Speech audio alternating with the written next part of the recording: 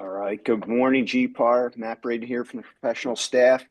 So happy to have you with us on a Monday morning.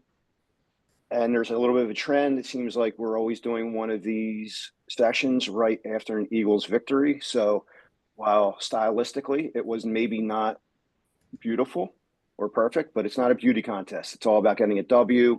We got that yesterday. Let's move on. Steelers next week. And I guess maybe we should make a little wager with our friends out at the Pittsburgh Association, but a lot of time left in the week to do that. But so glad to see so many people with us on a Monday morning for today's coffee talk. These are great opportunities for us to connect with various people, talk about things that are important to your work as a realtor out there. And you know, this is triple play week. Not sure who's going down there, but I'll be down there tomorrow. Maybe I'll see some of you. And if you see me, please give me a shout. And with that, let's give a shout to our president, Chris Mattioli. Good morning, Chris. Good morning, Matt. Thank you. Definitely wasn't pretty. Thought for sure they were going to blow it there towards the end, but all good. It goes in the W column. Yeah, I'm just excited for another one of these. Matt and the staff have been doing a phenomenal job getting really interesting interviewees and just diverse throughout the city. And, this is one I'm, again, pretty excited about having the commissioner, Bridget Greenwald, and her chief code official, Betsy Baldwin, on today to just give us a brief background on them, but how that really works. And then our long-term goal is just, again, having good communication with all the different city officials and departments so we can help facilitate our membership's business when the need arises. So welcome, Commissioner Bridget Greenwald and Betsy Baldwin. Thank you guys for joining us. Bridget, if you don't mind, please tell us about, you becoming Commissioner L&I, your path, kind of your history on public service and background. Sure. Thanks. Good morning, everyone. And I want to really appreciate that Betsy Baldwin was able to join me this morning. Pretty last minute, I asked her, and she came through, as she always does. So thank you to Betsy, and she'll give you her background in a minute. So I've been in public service with the city of Philadelphia for quite some time, going on 28 years. So I've been here a bit. I actually started in the management trainee program. My dad told me to take a city test, and my dad's pretty well versed in this stuff. So I did. I left the private sector, which, no offense to anyone that's in the private sector that loves it. I didn't like it. It wasn't for me. So I wound up being the public, going into the public sector, which has really been great for me and has shown, I feel like we've been able to help a lot of people over my career. So I started out doing HR things, wound up in the Department of Licenses and Inspections back in 1998, after I was with the city for a couple years, and wound up rising up through the ranks there. I was the HR assistant, and the manager, then an administrative deputy, and then became, or administrative director, then became a deputy of operations. So I had like a full range of everything that goes on in L&I. From the inspection standpoint, the one part I was never really involved in, except for hiring and budgeting, was the part that Betsy's involved in now. So that's why we're going to tag team this. I left the department to take a role in the managing director's office, and then wound up being appointed to the public property commissioner under Mayor Nutter. So under Mayor Nutter, I actually dealt with a lot of folks on the real estate end, because the city leases a lot of properties, the city sells properties, the city buys properties. So in my public property role, I think I met with GPAR years ago, probably when I first came over to public property. Fast forward a little bit, I was minding my own business in public property, really enjoying it, and Mayor-elect Sherelle Parker came to me and said, I want you to go back to L&I, to which I said, no, hell no, I'm not doing that. I love public property. And she said, hear me out. I'm splitting L&I up into two parts, and I think it's really going to work. And the big knock on L&I in the past was, and I don't mean that personally, I mean is that it's really hard department to run. It's so big. You have all the permits, you have all the licensing, you have all these things that get thrown in your lap, zoning, and then you have inspections, and a lot of it is focused on life safety. So the part that I'm running, the like quality of life things, the things out in the neighborhood kind of took a back seat, and they should have, because you're really worried about life safety, right? But then there are quality of neighborhood issues, quality of life issues in the neighborhoods that people really need to see happening to have them have a better quality of life, right? So my area that I oversee is business compliance. So we're proactively going out to all the business corridors, and we're going out with like commerce, we're going out with council people and different CDCs and business development groups, and we're talking to the folks out there and just saying, hey, here's what you need to be compliant.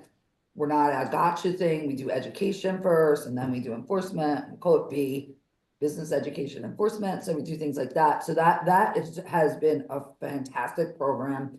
We're out there every week still, you know, going out to different corridors, and then we come back after a few weeks.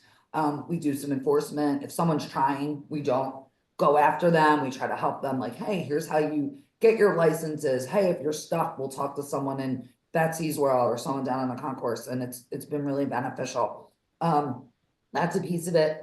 Vacant property management and code compliant. That was my last job, vacant property management, code compliance to vacant properties. So making sure exterior properties are cleaned up. You may have seen that the mayor had the whole entire city cleaned. There was a 13-week program. We were very heavily instrumental in that. We inspected all the properties following along after the sanitation group that were cleaning the streets. We sealed, in that 13 weeks alone, we sealed almost 500 properties that were vacant and open and really causing a blight on society there. After we seal them, we've partnered with our partners in CLIP. I don't know if anyone's familiar with the CLIP program in the city, Community Life Improvement Program. Tommy Conway, who also in Northeast, Betsy and I are both from Northeast Philly too. We both went to the same grade school, St. Leo's, St. Hubert. So we go way back. Tommy Conway also, who runs CLIP, program that started in the Northeast and now citywide. He follows behind us and paints like real windows and doors on these places that we board up. So it gives the neighborhood more of a feel that, hey, while that house is vacant, you don't see the big boards with the big orange sticker. You know, it's kind of like more appealing to, like, actually for you guys, if you're selling a property on a block that has, you know, a vacant open property and, you know, trash and all that, it's kind of hard. It's kind of a harder sell for you to get someone to buy on that block, right? So we're trying to make it, you know, look a little bit aesthetically more pleasing. And it is actually cool, like when you go on like Google Maps and see it, you can't tell, like, you know what I mean? You can't tell if you're looking from the high end. So that's part of our portfolio. The other is fire safety. So high rise code compliance, that's in part of our world. And also the part where we send people that are not compliant after several warnings and violations and all to court. So that court administration is under our portfolio as well. So it's been interesting being back. The department was very centralized when we got here. We're decentralizing it, so where people have their own specialty, and I feel like it's working out really well. Some people just really are not adept at the fire code and didn't really kind of want to do that part, but they love talking to business owners. Some people don't want to ever talk to a business owner, but they love dealing with the property owners out there. So we're doing that. So we've given everyone the opportunity to, hey, be where you want to be and try to get things done, and you know, be happy while you're doing it, right? We all got to work, so want people to be happy. So anyway, that led us to this morning, Matt asking if we would come and give a talk, and then I saw some of the questions and said, I can't answer a lot of these questions, but I know Betsy Baldwin can. So I figured let's ask Betsy to come. And like I said, she graciously agreed to do so. So that I took way longer than I meant to explaining all that, but I wanted to kind of give you a good feel for like how maybe we're doing things that would help like the real estate world. So Yeah, no, thank you. And yeah, we definitely wanted to understand how things have changed under the new administration, under Mayor Parker. You kind of touched on that. Any other future changes, or are you continuing to see the department in that kind of more siloed, you said, as opposed to one, everybody doing a little bit of everything? That's I the think goal. on our end, on the quality of life side, it's working better for us to have people do specialties. Now they collaborate all the time, so that's not an issue. People are still out in field locations, so we're there, you'll have your business education folks, business education enforcement folks, sitting with your fire inspector folks, sitting with your property maintenance folks, so they're always collaborating. There are different supervisors that have areas and all expertise that are actually funneling all this through. So I don't see it going back because it seemed to be working. But I tell our team all the time, I'm not married to any idea. If it's not working, we'll change it. So like we gotta, you know what I mean? Our whole idea is to make it work. So that's where our idea is on the quality of life side. Now I know Betsy's gonna get into like what they do on the inspection, safety and compliance, the ISC side. So maybe that might be a little, you know what I mean, give you a little bit more idea of what they're doing over on that side as well. Sure. No, and I appreciate that. And obviously, you're talking about efficiency. So, this sounds amazing if we could get, those things, to that place, because that's just going to help our membership, but it'll help the citizens and help you guys with your workload, I'm sure. Before we dive any deeper, it was interesting the way you talked about not wanting to come back, and now you did, and you're making all these changes, which seem to be working really well. What do you like most about your job so far? I I love the people in L&I, and I know that sounds cliche, right? Oh, it's the people, but it really is. This is such a dedicated group of people, and they're so like they're dedicated to their job and they're fun. Like it sounds crazy, but they're fun. Like we have like, you know what I mean? They're a fun group that like really wants to get things done, but celebrate the wins and things like that. We're on like a when I came over here, I don't know if anyone here read The Energy Boss. I know a lot. My brother's a real estate guy in Philly, so he like is always like reading up on things. And The Energy Boss is one of my favorites, John Gordon, and we're all reading it over here. And it's like, hey, just stay positive, right? We all got a job to do. Let's be positive. And everyone has embraced it over here, which I wasn't sure that was gonna happen. So it's been really great being back. Like just the people are so dedicated and L&I is a department that's been, it gets slammed in the press, it gets slammed for this, if a building falls, even though it's the property owner's fault, it's like, where was L&I, right? Oh, if something catches on fire, oh, L&I had a violation, 10 years on this, what happened? It's kind of it's a place that could crush you with some of the negativity that goes out there. And this is a group that's super resilient, and they say, no, that's not us. Like we're not those people. We do a good job and we're dedicated and we really care about the city. So I love that whole attitude. I'm a big like, hey, be a positive person. And I think these folks are, and I just love it. Great. I love it.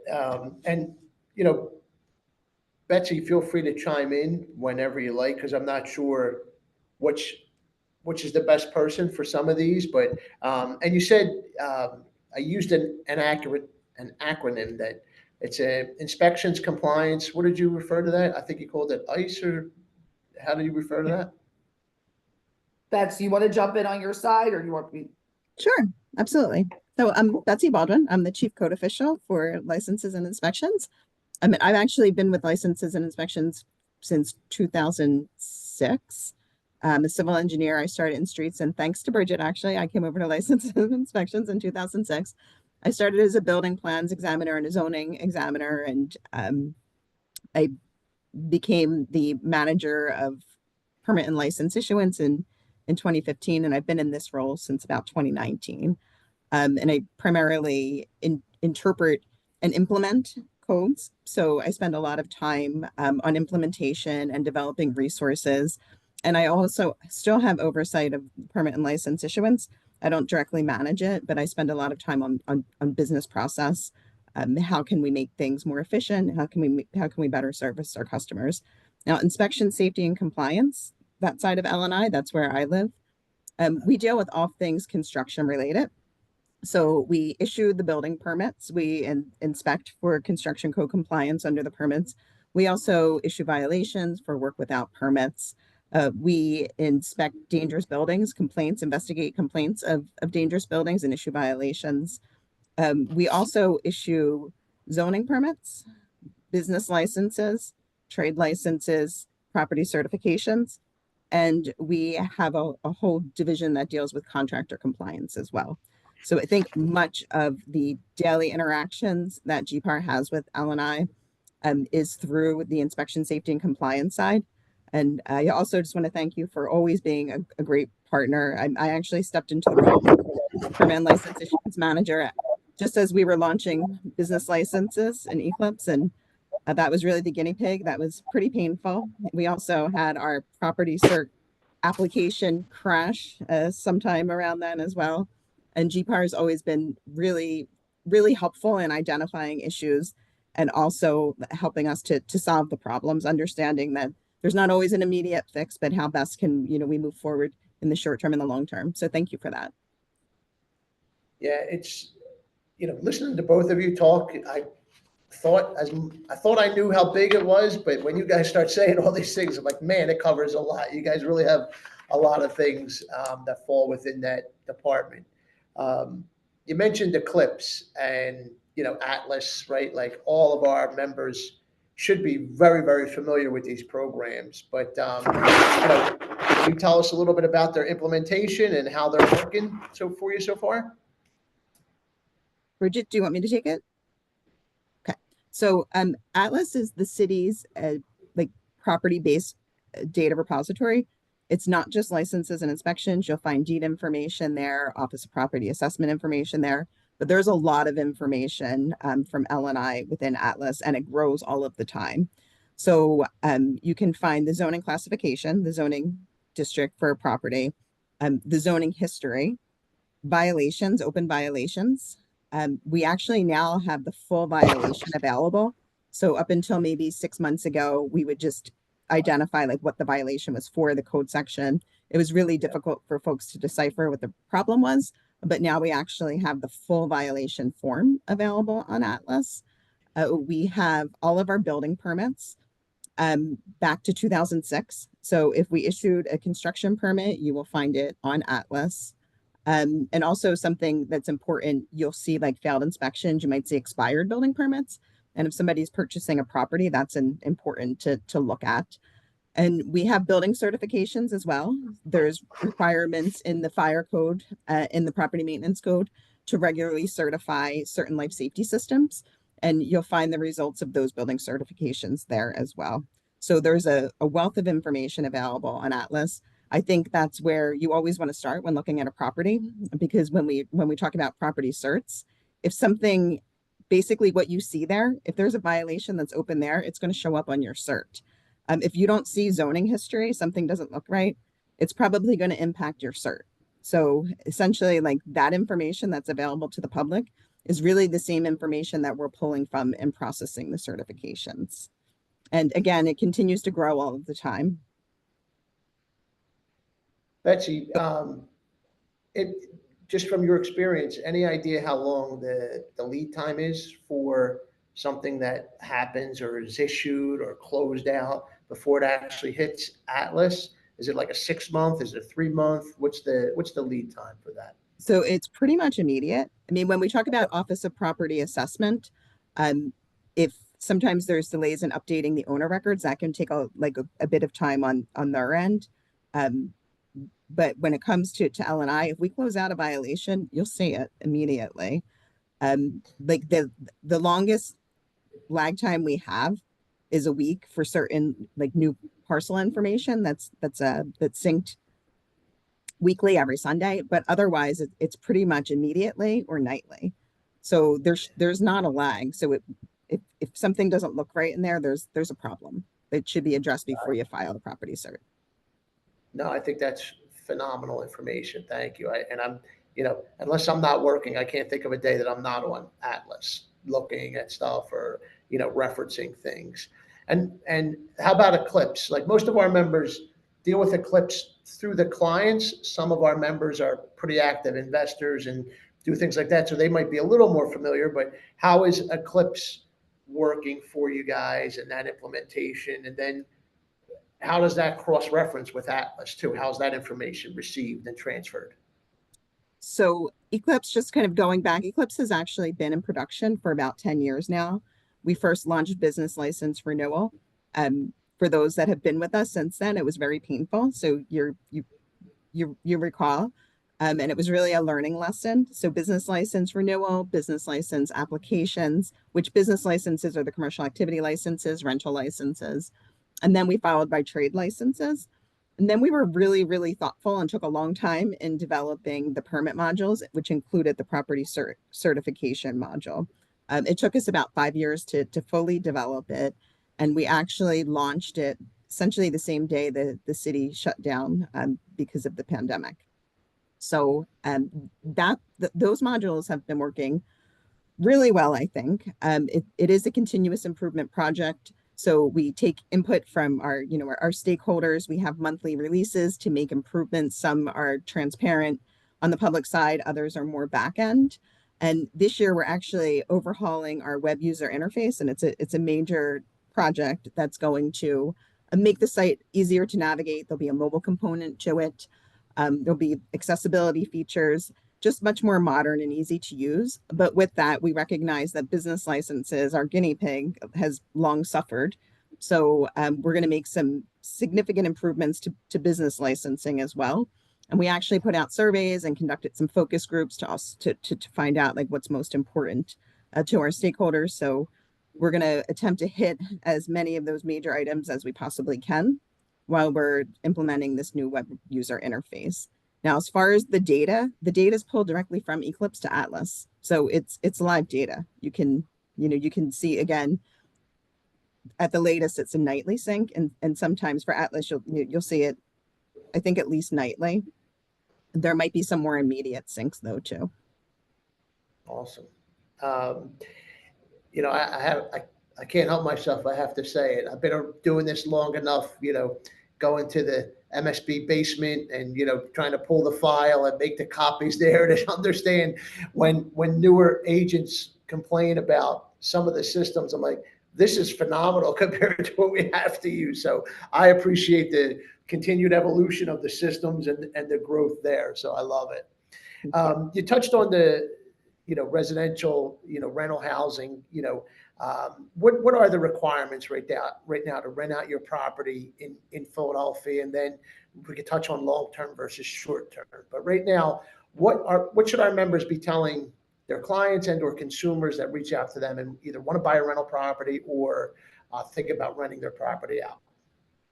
So for rental licenses, you need a rental license to rent out any, whether short-term, long-term, you need a rental license.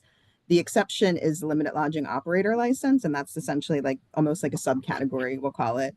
And that's if you're renting out your primary residence. But if you have a property that you're renting as a dwelling, a hotel requires a rental license, shelters require rental licenses. Essentially, like most types of rental arrangements require a rental license. And there's a few factors that we look at. The first one is obviously like you need a commercial activity license and proof of ownership. And there actually can be a little bit complicated because especially if you have like deeds in the name of people, natural persons, and then there's an LLC, because we require that to correlate with just a couple of exceptions. So proof of ownership is number one. Number two is legal use. And that can also be somewhat complicated. We have a lot of information on our website to walk folks through it. We used to just accept a zoning permit as proof of occupancy until a few years ago, but now we are looking to ensure that it's also legal, under the building code as well. So if it's something new, if it's new construction or a new use, there should be a CO, and that's really important. And then there's just you have to be tax compliant, lead compliance. Every unit has to have a lead safe or a lead free cert filed with the health department. And I think and what about how about the rental sustainability or suitability? How often does that have to be renewed? So the certificate of rental suitability is required. You're required to provide every new tenant with a certificate. And in order to actually generate the certificate, there needs to be an active rental license. and no open violations on the property. Now, we actually have a 60-day grace period just to allow for correction, appeal, investigation. But if there is a violation, any violation attached to that property that's open for more than 60 days, then the certificate of rental suitability will not generate. So you can't legally start that lease. So, great question from Josh in the chat. Is there a difference between the commercial and the residential? Especially There like is- some of these small mixed use commercial fronts, things like that. So there's no rental license required for commercial properties. There's a great guide on, I think it lives on maybe Commerce's webpage, but Elle and I developed it as per some legislation. It's the commercial leasing guide. And every owner is required to provide a prospective tenant with this guide that kind of gives them some indication of what they should be looking for, research that they should do to make sure that, the space can be used as stated, that kind of thing. But there's no rental license for a commercial space, only No, for thank you. residential. Similar to what I said about the rental business, not all of our members are always active in the commercial world, but some of them are very active in the commercial world. So thanks for that clarity there. You mentioned something that I've come across that I don't see a lot of, but and that's that limited liability or limited lodging operator license, I think is the correct terminology there, right? Yeah. So could you walk us through that? So that's if it's owner occupied, but I'm going to rent out a room through Airbnb or even my place for the weekend. Is that how that works? Yeah, so there was legislation around short-term rentals, and there's, again, a hotel always required a rental license. The other requirements for renting homes have changed over the years, but these requirements have been in effect for a couple of years. So if you're renting through Airbnb, renting a house through Airbnb, you either need a rental license for visitor accommodations or for hotel, or if it's your primary residence and you're renting a room or you're renting it out part-time, then you get the limited lodging operator license. Now, the difference between the two licenses is really the zoning. If it's not your primary residence, then it's really like a commercial hotel use essentially. So even if it's a row home in Fishtown, if you don't live there, then you need to get a zoning permit for visitor accommodations, which is not permitted in residential districts. So you would have to go through the variance process. If it's your home, then it's generally just an accessory use and it's permitted by right. Now, there are two different license applications, but otherwise, other than the zoning, the requirements are very similar as far as lead compliance, tax compliance, ownership. But the zoning is the kicker. And then if you can, what are the resources or best practices when, there's a compliance issue, whether that's because of our customer or client is, feels that there's something going on their block that shouldn't be happening, or, one of our clients thinks they took all the right steps and it's not showing up or whatever. What's the best way for those compliance issues? Just call and file a complaint to get it resolved? Do you recommend anything else? So I think there are two different issues that you mentioned. One is enforcement, Absolutely. and I think Bridget can handle the enforcement. But if somebody thinks they did all of the right steps and they're still not getting their license, then there's standard resources that are available across the board. We have our online help form. We have virtual appointments, in-person appointments, chat resources to try to square it away. Bridget, do you want to talk about the enforcement? Sure. So usually for right now, our enforcement efforts, while we do have proactive programs in place that we're starting, we still are complaint driven, and a majority of our things that come into the city violations, you would think. So if you think there's a short-term rental on your block that you think is unlicensed or whatever, you call 311, it will get to us. We'll go out, we'll do some research online, then we'll do some research in our system, I should say, not online. And then we'll send an inspector out to see what's going on. Is it an Airbnb, or we all say Airbnb interchangeable, right? Is it a short-term rental? are they property zoned, licensed, all those things, if that is indeed the case. We come across these not as, when I first got here, I was told it was a major problem, the short-term rentals, and they were actually gonna have its own dedicated unit right when I first got here. And they started to build it up, but the woman who was running it pretty much said, we don't really get a lot of, you know what I mean? We get some, but not as many as like people think. They think there's this, citywide crisis of short-term rentals. And I think what happens is once it makes the press, like, oh, someone rented out, there was a party, someone did this and something happened. People think it's larger than it is. But in our world, since I've been back here, I haven't gotten a lot. We haven't gotten a ton of complaints about it. But if you think that is happening on your block or in your area, you just call 311, it'll get to us and we'll do the enforcement. So Great also, reminder. just to add one more thing regarding, I know you mentioned the license. There's also a booking agent license for the platform itself, and they're required to only list licensed properties. So if one slips through and the license isn't valid, then we notify them and it's removed from their platform. So essentially, like, you can't list through Airbnb or Verbo or any number of the booking agent platforms Sure, any of those. without it. Awesome. No, that's a great filtering system for you guys to keep on top of that, to make sure there's a compliance is in place. Wanted to shift gears. We talked about the rental side. Talk to me about the property sales certification and how that name has changed, and that, that resale certification versus certificate of occupancy. I still find many of our members get confused of the differences. So could you talk about your perspective and what those differences are? Yeah, and I think they're rightfully confused because it's difficult. So the property sales certification, what we call the property sales certification, and it probably has different names, and the names changed for us over the years. That's actually required by state law. And I think that law was enacted maybe in 1960 or around then. And it requires any seller to provide a certification that identifies the zoning classification. And that would be, this property is RM1. So if I was doing something new, then it would be, I would have to look to see like what uses would be permitted there. But then it's actually the last zoning on record. And then also any open violations. And then in our Philadelphia code, we're also required to provide certain instructions.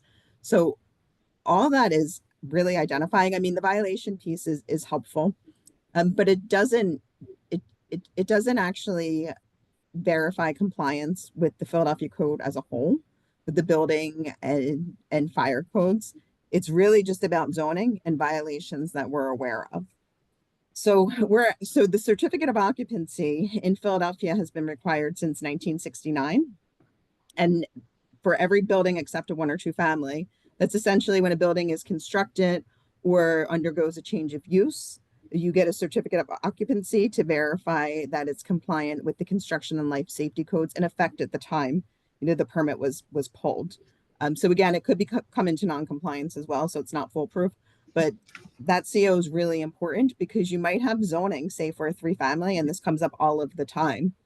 But if there was never a certificate of occupancy, then it's still not legal. And frequently what will happen is somebody might go to get a rental license, or they'll file a building permit for alterations and find like, oh, this is actually not being used legally under the building and construction codes.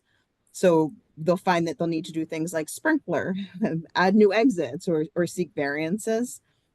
So again, the property cert is just zoning and open violations, but there's a lot more to consider if you're purchasing a property. Now, one thing that we actually are doing, and it's a long time in the works. We do have records back to 1969. They're not in an easily extractable form, but we have actually hired a company to image those. And we're going to make those available through Atlas, but it's still kind of complicated to understand. So with that, it'll have, say, like information. A CO was issued in 1972. It was construction type 5B and a use and occupancy of R2. So you still have to understand what that means. And so we're also working to develop sort of instructional material to help people work through it. So the property cert, again, I think one would assume that it's just verifying that the building is legal, but it's really just about the last zoning. And we have to issue it. We have to legally issue it. We can't withhold it. But you'll see sometimes notes, which are essentially like warnings. Hey, you may also need a CO for this building. Or if this isn't being used as stated, it might be illegal. So there's a number of warnings in the fine print on the property cert. Yeah, and it's, at least in my experience, it comes up a lot of the difference between a permitted use by right or a variance use. Sometimes that city certification has that zoning, but doesn't always have, you know, the ongoing information as to what the use is or was. Has that use expired? Has that not been re-upped? All these different things. So that's where our members tend to run into trouble at the settlement table when these things aren't always that clear. So, Yeah, and that's understood. And we've also been working. So, for instance, a zoning permit before Eclipse, we issue a zoning permit and it's just out there. You come in to legalize through a building permit, you actually establish the use. We There was no follow up. We didn't know if you did or didn't. But now, actually, through Eclipse, we do track it, and we link it to building permits so we can verify that it's been legally established, or we can conduct inspections if there's no building permit associated with it to say like, no, this zoning was never established. It needs to be expired. um, what about the, and I haven't seen this much, but the temporary use and occupancy certificate. So how is that being implemented, and where do you see the best use or the need for that? Oh, so temporary certificate of occupancies we issue with we issue at our discretion. Like, so this isn't really an entitlement, but it is something that we routinely issue. If a building is under construction and certain spaces are ready for occupancy, but the entire building isn't ready yet, because we can't issue a certificate of occupancy until the entire building is compliant. So we are seeing it more and more with residential, where like they're fitting out, floors at a time. And I think we've changed the way that we issue COs, and this could also contribute to the increase because we see a lot more of them now. So it's only for a building that's under construction, um, and it's at the department's discretion. TCOs are good for 90 days unless we extend them further. So the idea is we issue a temporary certificate of occupancy while you finish the building, and the completion of work should be imminent. But we're seeing more and more of TCOs for residential, and you can submit for a rental license. And you'll see on our website, there's a whole list of criteria that needs to be satisfied before we'll issue a TCO. Life safety systems have to be in place and certified. If you're in a flood zone, your flood certs have to be in order. So there's a whole page of items that require compliance before we'll even, consider issuing the TCO. But when you have a TCO and you're filing a rental license based on that, it's really important to make sure that your TCO includes the number of units that are authorized under that TCO. And that's somewhat of a gap. And I think it's because of like how the TCO is evolving and how it's being used by our customers.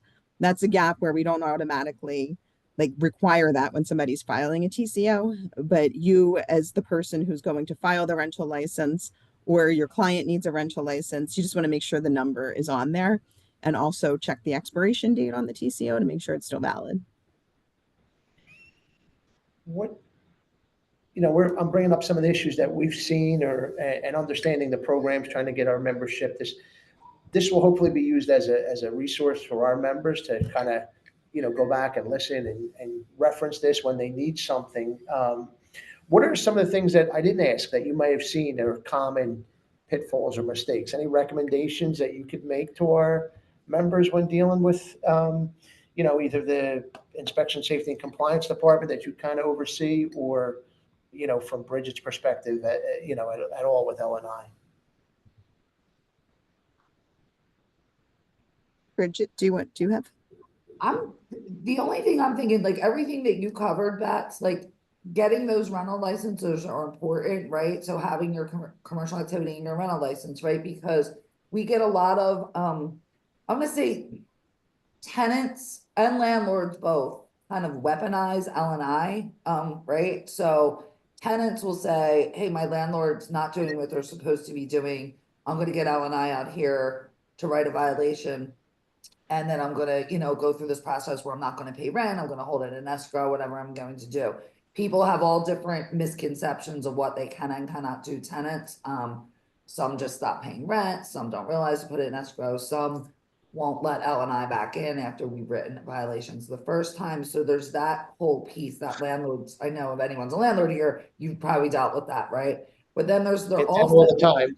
yeah, right. But then there's also a piece where landlords want to have one of their customers evicted, right, for whatever reason, not paying rent or whatever it is, and for saying that they may have done something to the property. You know what I mean? They want L&I to come out and they, this is the tenant's fault, not ours. And we go out and we get kind of stuck in the middle of that. But a lot of times we'll go out and they'll be like, okay, well, there's no rental license. So if you don't have that rental license, you can't start any process of trying to remove someone or doing anything. So that to me is key. And I know that wasn't something that we missed because Betsy just went through it really extensively. But I want people to really realize, like, we're not going to do anything without that rental license. So you may come to us, we'll write a violation for a fire safety thing or whatever it is, property maintenance violations. But again, you need that rental license. As for the tenants that come to us and say, our landlord did this and this, and then the landlord says, oh, I didn't do that. That was the tenant that did it. Now that we're in the middle, we are starting with a new policy, which hopefully will start at the beginning of the year with, for the tenants that I talked about, that like we'll call L&I, we'll write a violation, and then we can't get back in. The owner can't get us back in, and the tenant won't let us back in. After a certain amount of attempts, we're just going to close the whole thing. So then the landlord will be able to go, you know what I mean, and do whatever enforcement action it will want to do against the tenant. So we're thinking that will cut down on a lot of this, putting L&I in the middle and then not letting us back in. So just wanting you to know that's out there. And then we're also working on trying to do some virtual inspections for, first, we're going to start a small pilot with short-term rental licenses. And like, so you'll get your phone, you'll walk us through it. We'll have a criteria, an inspector will be on the other end. We'll say, okay, you have running water, you have this, you have that, you have all the things you need. And we think that'll cut down on, people waiting to get an inspection, calling for an appointment, whatever. We think that's really going to be successful. And then we hope to expand it into other areas. We want to try it first, on a smaller scale, and then go from there. So they're not things that you forgot, but that you didn't ask, but they're things that are on the horizon. No, great. I love it.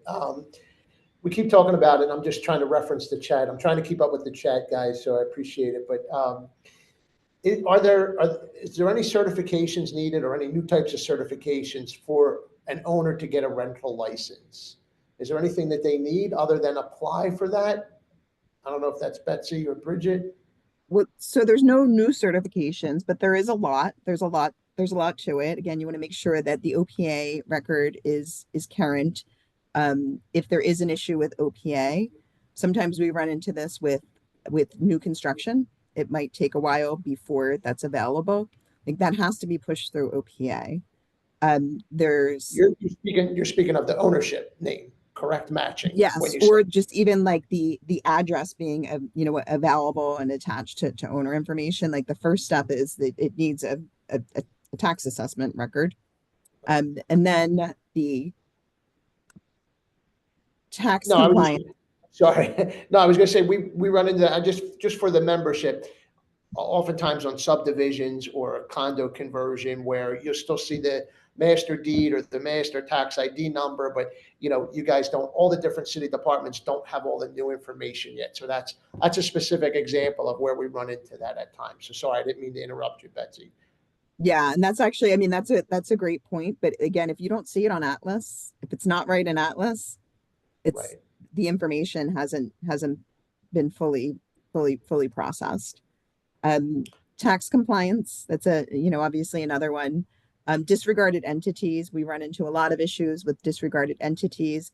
primarily because somebody may have started out, say, like filing as an individual and then created the LLC. And the commercial activity license was never updated to reflect. You really need a new commercial activity license because it's a new entity. So in most cases, though, disregarded entities is an issue that usually requires coordination between L&I and revenue. And as we're looking at our new web user interface, we're looking at, ways to clarify that, to make that easier. But otherwise, tax issues, they have to be cleared through revenue. Same with lead. You have to have those lead certs filed with the health department. Sometimes with condominiums and plan unit developments, well, really just condominiums, I think, they can be really problematic because each one has like a separate OPI account and there's no base for the building. So we might run into sort of discrepancies there. And if you hit something like that, then I would just say like reach out as, soon as possible, either through a virtual appointment, chat, or an in-person appointment. If you find that your rental license application is spinning or you can't get it through. The documentation of zoning. If you don't see a zoning record available, and again, if it's a new subdivision, then it might just not be, the address might not be available yet in Atlas. But otherwise, if you have, an older property and you don't see a zoning record available, I would recommend coming in for a virtual appointment. We will issue a permit to document a use, but we need to speak with the person and find out more about the property and get some level of proof that it is legally existing. And the record's just not available. So again, if you look at Atlas, what you see in Atlas, if something seems to be missing or not correct, you're going to run into issues either with your property certification or your rental license as well. Gotcha. Thank you. Just again, trying to get to some of these questions. Bridget, you talked earlier about kind of the, for lack of a better word, I know you didn't use this word, kind of like subdividing of the L&I department. Could you state what those groups are again? I know we keep talking. I got the acronym down now. It's ISC, right? The Inspection, Safety, and Compliance Department. But what was the other department? Yeah, so so the mayor split it into quality of life, which is my department under the L&I umbrella. So quality of life is fire safety, it is business compliance, so business education and enforcement, it's clean and seal, it is court administration, and it is property maintenance, the property maintenance code, which includes vacant properties. So that's my world. The other world is called ISC, which is inspection, safety, and compliance, and that's Basil Miranda is the commissioner over that department. They're divisions within a department, or they're two separate departments. That hasn't been clarified yet because it's not like completely done yet, but so we'll just call it a division for the sake of this. And that is all your building, electrical, your mechanical permits, any permit you need, and the ensuing inspections that follow. That's on the ISC side. Everything in the concourse, to Betsy's point, so licenses, your rental licenses, any kind of license that you would need from the city is on the ISC side. Our contractual services unit, which is responsible for like the demolition, the inspection of unsafe and imminently dangerous properties, and sometimes ultimately the demolition of those properties, is on the ISC side. There's, I think, did I catch it all? Bets, did I miss anything? Oh, they have an audits and investigation unit as well that goes out to, it's really involved with construction. So it's ensuring that contractors are legal, licensed, and it's ensuring that contractors are doing what they're supposed to maintain a site, like keeping the site clean, not being a nuisance on the sidewalks, all the, have their proper permits if they're, closing a street, all those things. So that group handles all that. So anything, basically, if you need an inspection for anything construction related, no matter what it is, that's going to be on the ISC side. Thank you. I appreciate that. And then next one I saw there, and I'll try to answer this, Betsy, you could correct me, but the question was about the rental suitability, certificate of rental suitability versus a rental license. They are absolutely two different things. And the rental license is for the ownership entity, and then that certificate of rental suitability is more for the property specific or the unit specific, that it's suitable, correct? Is that a fair way of explaining that? It is, and they're used, I mean, you always need an active rental license, right, to rent the property, and you need to generate and provide new tenants with a copy of a certificate of rental suitability upon inception of the lease. Gotcha. And it won't process if there's open violations or no active rental license. I'm gonna jump in on that too. That's another area that we're looking at, the rental suitability. It's really a self-proclaimed from the landlord, like, hey, this is suitable to rent out. We know that sometimes there are out there people that fill it out and it's really not suitable for rent, and some folks just, kind of have nowhere to go and they're stuck with these. So we're actually looking into how do we do more to make that certificate more meaningful. So we're not there yet, but that's another future project. And then, got some questions that are getting pretty granular that I don't think we would have the time to go into, problem solve very particular situations, but I want to talk about your, the resources, the monthly newsletter, the YouTube channel. What are things that you guys both would, really encourage our membership to, either subscribe to or use as a point of reference when these situations come up? And then, Betsy, you talked about the help site and the chat. Any other recommendations or how would you guys instruct our members? I find the website has a wealth of information, more so than any other city website. I would be honest, if you go on there, you can pretty much figure out how to do anything, I think, even if you're a novice. Clearly there are very circumstances that are very specific to you that you might not be able to, but as Betsy alluded to, we have like the chat function, that newsletter that Betsy pretty much single-handedly puts together. There's a YouTube channel. Betsy, am I missing anything out? You can make a virtual appointment. Am I missing anything? So I would just add our information sessions. We usually have at least one information session a month. We do eclipse sessions quarterly. It's really focused on the permit application, kind of walk through eclipse for new users. We also have like an open eclipse Q&A quarterly for nuanced users, or sometimes they're just general policy questions that folks are having a hard time understanding. We have a group of folks from ISC that join the Q&A. We will have a rental license renewal session in early February for folks to join. Our eclipse session is in January. And also just to highlight a few of the YouTube videos that might be really helpful just for this context. Zoning research, there's a video on how to conduct zoning research so you know in advance where you stand.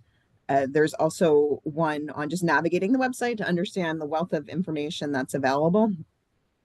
And then also there's one on short-term rentals. I know there was a question on short-term rental. There's a video on that. And also we're constantly making changes. So it's important to log into the newsletter. If there's a topic that you want us to conduct an information session on, then there's a link to provide that information. Or if you think an FAQ is required, just some general guidance material, you can post that to our website as well. And I would then just say, if you're finding yourself, because it will happen, where we accept an application and you receive a comment and you don't understand it and you get stuck in a loop, just reach out as soon as possible, either through a virtual appointment or chat. And we're working on streamlining our comments so they're more consistent and provide more detail as well. But you don't want to get stuck in a loop. I would just reach out sooner rather than later if you're not getting the answer that you need. No, great information. And the information sessions, I saw you mentioned a couple coming up, and then obviously the eclipse session for any of our members that are pretty active on that side of the of the business. Those are all on the website, right, with all the upcoming dates. I just put the YouTube channel in the chat, and I'll try to put the website there, but it's pretty easy to find that. So most of our members should be pretty familiar with that. So we're just about up on time.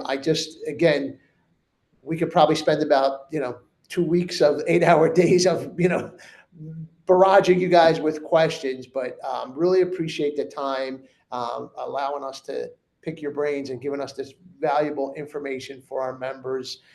Thank you so much, but I'll give you an opportunity for any closing remarks from, Betsy. I'll let you first. Any recommendations or best practices? No, I mean, I think we hit a lot of it. And again, there's more to come. I think one thing that I also love about LNI is the people, because, we do get hit a lot with like complaints, and rather than go into defense mode, we're always taking that information and figuring out like how we can make a positive change. So there's a lot to come. We have a lot of plans in the works, so definitely stay tuned.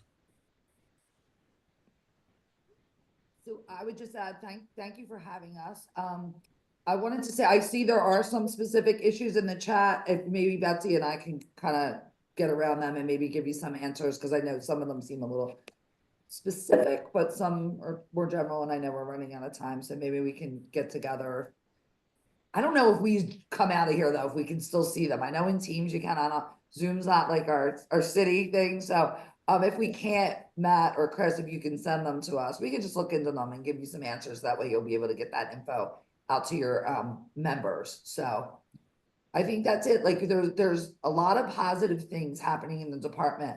And I want to give a shout out to Betsy, because like I came back to this department, just recently, right? I really technically came back in May because I was still wearing both hats, public property and this one. And to come back and to see all the work and information that's out there, I think Betsy and her team, like single-handedly, like they put that together and put that out there. And if you want to look for it, you can find it. Like, you know what I mean? You can find so much. Like I go on it and say, okay, that's how you do that piece. Cause I might not know. So I really think like if you want to find it, it's there. And like Betsy said, if you're stuck, utilize that chat feature, utilize getting a virtual inspection, because someone will walk you through your issue. It's just a matter of getting to someone if you need to, to do that. And there are a lot of different avenues to do that. So I would really encourage everyone to do, to use those features. Thank you, Bridget. No, and I appreciate your willingness to get granular. We'll see if we can capture those and loop in the member that has those issues, with Matt to follow up with you guys. So thank you. Thank you both. Thank you, everyone. I'm going to hand it back off to Matt for any closing remarks. Matt, take it away. All right. We'll do our best to grab that stuff. Betsy has been ace for us over the years. So once again, thanks so much for helping us out today. Commissioner, I think you said what, St. Hubert's? Cardinal Doherty right here. So, All right. St. Williams. Still open. I'm just going to throw that out there. I wanted to add, I see, and she did reach out on the private chat. Say hi to Kathy Davis, who's also a Tacony, a tack rat, also from Tacony. See her on there? Yeah. So hi, Kathy. She knows your family too, Bats. Okay. All right, there we go. Only in Philadelphia, right? Great stuff. All right, thank you to everybody. We will grab those various specific questions, and we'll loop everybody in. We appreciate that. Everybody have a great Monday. Have a great week. Thanks, Commissioner. Thanks, Chris. Thanks, Betsy. Take care. Thank you. Bye-bye.